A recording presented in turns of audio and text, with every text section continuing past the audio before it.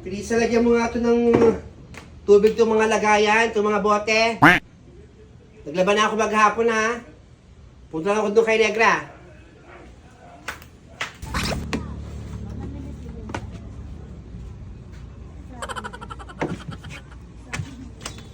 Grabe, ngayon ako natapos maglaba, Negra. Baka marami kang nalaban, kaya ngayon ka lang natapos. Alam mo, minsan, nalulungkot ako pag naisip ko si Nena na umalis na.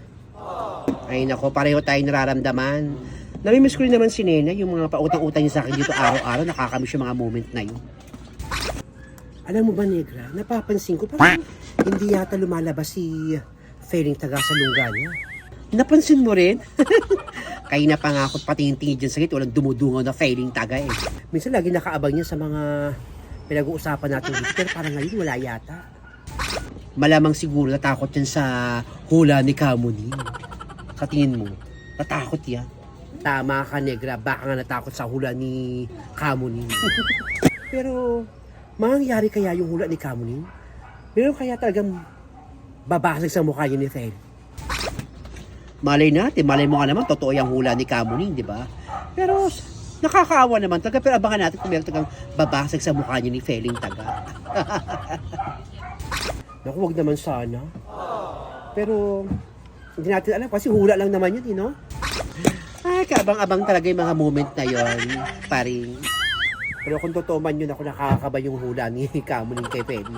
Walang lucky number, tapos may babasag pa sa mukha niya. O sige na, Negra, at ako'y maghugas pa ako ng plato. O sige na, istorbo ka rin eh. Nanahimik ako rito, papunta-punta ka.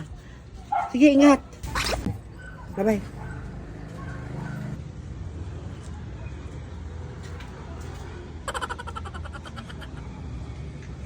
Kinakabahan ako sa hula ni Kamuni. Baka may umupak nga sa akin. Pero hindi.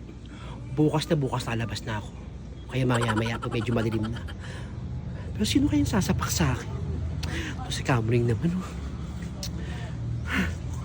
Mamaya na ako lalabas. A few moments later.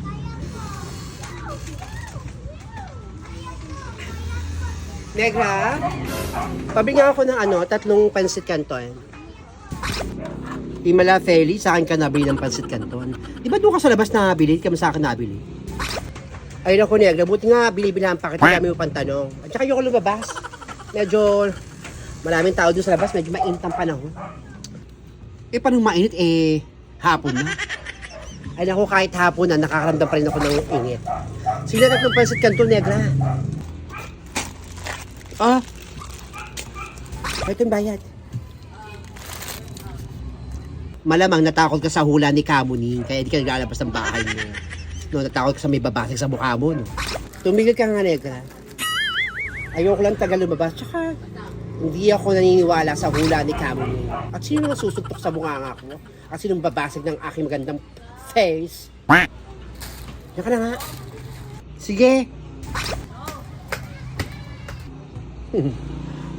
Malamang takot talaga itong si Feling Taga. Sa hula ni Kamuni, baka nga naman kasi may sumuntok, may bumanga sa mukha niya. Pero, mangyari kaya yung hula ni Kamuni kay Feling? Abangan ko na lang.